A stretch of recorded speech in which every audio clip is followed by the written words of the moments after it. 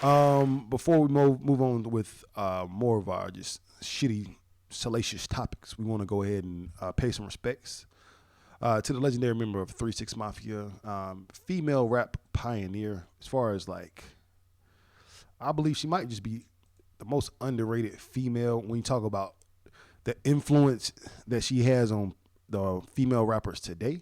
RIP to Gangsta Boo, man. And that's one thing I wish I would have been peeping an eye on, because I was like, damn, I always knew about Gangsta Boo, but over the past year, or what, excuse me, 2020, she was going on a podcast run. And I think she had the verses with 3 6 Mafia last year as well. So she was definitely putting her flag back in the game. So let's see. We got a few things we can go. Let's see if there's a video, because, nigga, I don't got time to be reading. Y'all know I can't read. Oh, damn, I ain't even zoomed in on myself. Let's go. There we go. There we go. Yes, ma'am. All right. Full screen, bada bing. Unmute this. It's still loading up. What's going on, guys?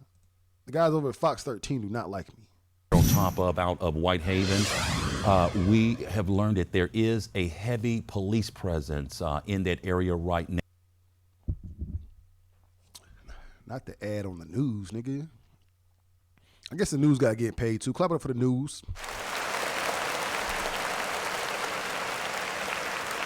Lower your rate on health insurance today. Click below to compare rates and save. Now, we have also had independent sources confirm that Gangsta Boo has died at the age of 43. What we do not know at this time is whether the two situations are related, that scene in Whitehaven as well as the death of Gangsta Boo. Now, as I said, a heavy police presence right now in Whitehaven. We want to get you back out to our reporter, Jack Bilyeu. He has been live on the scene gathering details. Jack, what do we know at this hour? Jack! Well, about 20 minutes ago, we saw a van with whited out windows pull up. They loaded a body into the back and it took off. In fact, if I step out of the way, you can actually still see right in the front of that police car. They've taken down the tape there in front of the driveway. That porch up that driveway is where they removed that body from. And we spoke to some people who said they were families of the victims. They said they didn't want to discuss the case at this time, but shortly after that body was removed, they invited about half a dozen of those folks inside the house, and they are still in there at the moment. As you can see, still police cars lining the street in front of the house going both directions. This is on Rains, right between Grace Methodist Church and the Whitehaven Public Library. We've been out here since just before 5 o'clock, and the scene has stayed equally busy. One thing that we have seen change, there was a crime scene van here earlier. That's since pulled away. Same with the forensics truck. Scene still very active, still plenty of police officers out there, and still a crowd of people gathered to my left watching this whole investigation unfold. Daniel? I know you mentioned that you spoke with some people who say that they are family. Tell me this, how many people are you seeing out there? Is it, you said that there was a group of people. Are a lot of people out there? What are you seeing? As of a few minutes ago, there was a group of about, I would say 30 people standing on the driveway watching. Since the family was invited inside, that group has kind of cleared out. People have moved back to the church parking lot next to the scene. Some people are standing next to their cars. I would say there's still about half a dozen people standing on the neighboring property. And then even here on the other side of the street where we are, there are some people parking, standing outside their car and just kind of watching this situation. We've seen a lot of people doing Facebook Lives out here today, that kind of thing. You know, and when they removed the body, those family members did request that people turn their phones off. Jack Bilyeu, of course, on the scene there in Whitehaven. Of course, we want to just re-emphasize that we have two different things going on. We don't know just yet whether they are connected. We have the death of Gangsta Boo, a member of 3 6 Mafia, the second woman to be in that group of 3-6 Mafia. We also have that police scene in Whitehaven, that heavy police scene. We're working to confirm with police right now whether they are connected. Jack Bilyeu, good job out there in Whitehaven. Jack, thanks. You know what? My bad, y'all. I thought this was gonna give us some answers. This is just some initial crime scene investigation. It would definitely appear that was her home, and it is just very sad. Two things that I saw were gun violence and drug use. It's not my place to speak on without knowing the facts. I thought we were going to get some facts from this video, but let's see here. Let's go ahead and read. I got to read now. New details emerge in Memphis rap legend's death. As fans and friends alike process Gangsta Boo's unexpected death over the weekend, new details have emerged surrounding the passing of a former 3-6 Mafia member. Gangsta Boo died at the age of 43 on Sunday, January 1st, according to Memphis Fox 13. The rapper, real name Lola Michelle, was found dead around 4 p.m. local time on Sunday afternoon in her hometown of Memphis. Her cause of death has not yet been revealed. So yeah, that's what we have so far. Real tragic, man.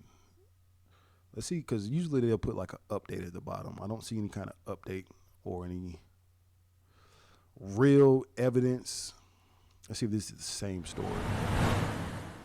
Tonight, hearts are heavy. This is a heartbreak to Memphis and to the culture of hip-hop. As the city grieves the loss of one of its own, Gangsta Boo of 3-6 Mafia. This was royalty, this was a legend, a living legend, and now she's, amongst that alumni with the greats. The 43-year-old was found dead at a house in Whitehaven Sunday evening. Early indications from loved ones are that no foul play was suspected in her death, which comes as a surprise to them. She loved what she wanted to do. She had so many plans, so many dreams about what she wanted to do for 2023. I mean, she told me about them 3 days ago. Dale Lawrence is a longtime friend of Gangsta Boo and tells WREG that the beloved rapper had recently become depressed prior to her death.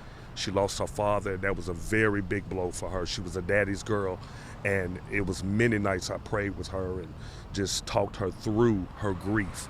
So I'm glad to know she's at peace. A reality that brought fans out in droves to pay their respect to the pioneer rapper that left a lasting impact on Memphians. She was always happy. She was a free spirit, and that's what I want people to remember her as. It's a legacy of hard work, of dedication, of making it out of Memphis. Despite relocating to California, Gangsta Boo never lost sight of her Memphis roots, which she proudly spoke about with WREG this past spring. I'm from Memphis. Hello, Memphis. I'm my own league. I'm the blueprint. In her final days, she spent time seeing family and friends. It was a gesture that loved ones say embodies who she was. The world only knew her gift. They didn't know her heart. And she had the biggest heart and loved very hard.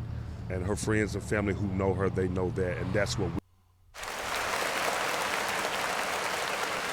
Man, that's a tough one right there. That's a real tough one. Extreme tough one. I wouldn't say I wasn't. I would say I was definitely out of the loop with Gangsta Boo, other than just knowing her voice. The one that I remember from 3-6 Mafia was La Chat. That was the one that I think she was just featured on more albums that I listened to. You remember this? This is back in the day where you can't just stream everybody. There's no internet. So I didn't properly do my research until, like I said, the verses where she was coming out crazy on Crazy Bone. You ain't take your pills, Crazy Bone. And then she did Drink Champs recently. She did a lot. And like I said, her influence is the biggest thing. She recently just came out with a song with Lotto, which is, Lotto says Gangsta Boo is one of her biggest influences. And then, like she said, I believe she was really about to just gear up and come back around with all these new Memphis girls. We're talking about Glorilla, Slimeroni, Gloss Up, all of them. Who else? months, man, all the Memphis girls about to come back around, and Gangsta Boo was about to be in the number. You know what I mean? But unfortunately, I don't want to speak ill. I even hate that I brought up those two causes of death without even knowing it. Excuse me. That's something that we need to do, or I need to do.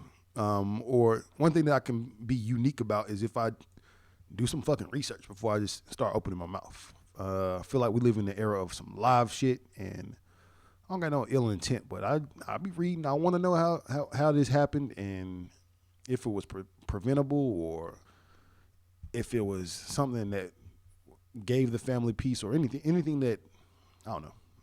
I'm just talking about, again, clap it up for Gangsta Boo.